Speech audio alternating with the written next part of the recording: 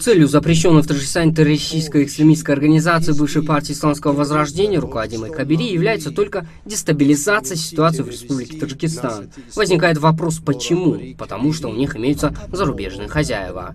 Именно эти иностранные хозяева хотят любыми способами осложнить ситуацию в Средней Азии за счет нагнетания обстановки, провоцирования войны между людьми, набить и свои карманы, и карманы своих зарубежных хозяев. Для Кабири и его сторонников, а также для его террористической экстремистской партии государство предоставило шанс в 1997 году. Они вошли в состав парламента, более 10 лет были депутатами парламента Таджикистана. Они могли бы предпринять какие-то шаги для процветания этой страны, однако не сделали этого. Они только набивали свои карманы, они только одурачивали заблудших людей. Устут Лаути в этой связи написал: «Все глагольствует о патриотизме, однако мне неведомо.